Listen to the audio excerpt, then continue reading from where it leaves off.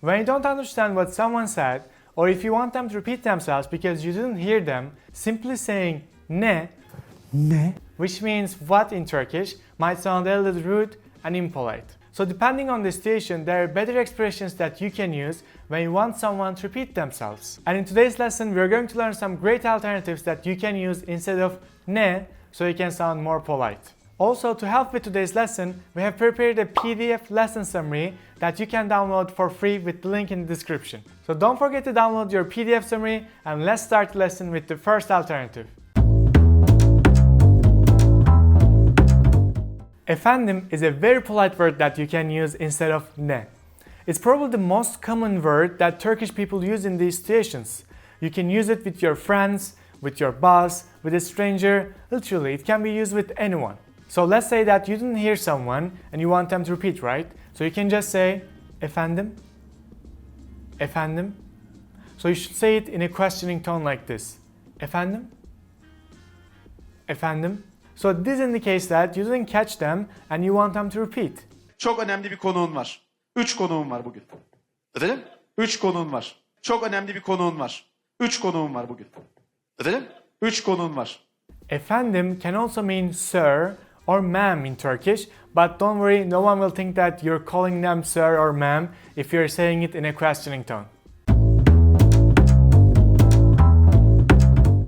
Pardon. So pardon is another common word that you can use.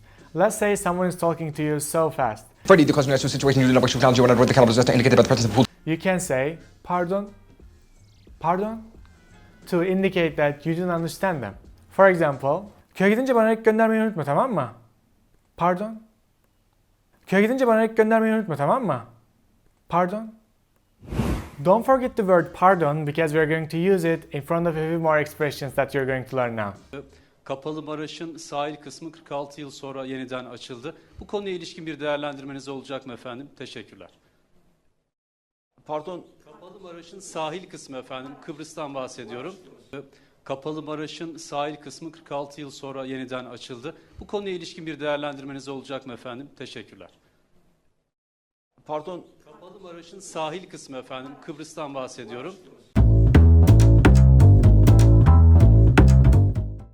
Duyamadım. Duyamadım literally means I couldn't hear. So let's say you're in a noisy environment. You're in the Grand Bazaar in Istanbul. Everyone is shouting, but your friend is trying to say something to you. If you didn't hear him or her, you can say duyamadım. Duyamadım. This is also a very common one and Turkish people use it a lot, but you can also say pardon, duyamadım. So you can add pardon in the beginning. Pardon, duyamadım. So you can use this one if you want to be even more polite. Ya şu Nedim hikayesini bir anlatsana. Çok manyak oluyor. Çok sardık biz bir dönem ona. Pardon, duyamadım. Nedim diyoruz, Nedim. Ya şu Nedim hikayesini bir anlatsana. Çok manyak oluyor. Çok sardık biz bir dönem ona. Pardon, duyamadım. Nedim diyoruz, Nedim. Anlamadım. Anlamadım is the most direct way to tell someone that you didn't understand them. It literally means I didn't understand. Don't get me wrong here, it's direct, but it's not impolite. So you can say anlamadım, anlamadım. But there's an even better way to use anlamadım, which is together with pardon, as you can guess. So you will sound more polite if you say pardon, anlamadım. Pardon, anlamadım. Bak bu aykırı işte. Anlamadım. Ben anlatacağım hepsini Melek sonra sana ya. Bak bu aykırı işte.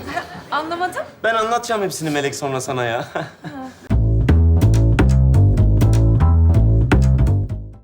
Bir daha söyler misiniz? So this expression is also widely used among Turkish people. So when you don't understand someone, you can just say bir daha söyler misiniz? Bir daha söyler misiniz?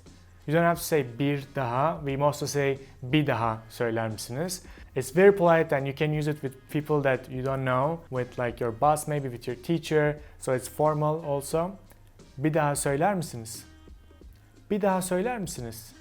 So outside of these expressions that I taught you in this lesson, do you know any other expression that you can use instead of saying ne in Turkish? Ne? Let me know in the comments below. And I hope you liked this lesson. Thank you very much for watching the video. Don't forget to download your free PDF with the link in the description. And I hope to see you in the next lesson. Kendine iyi bak. Görüşürüz.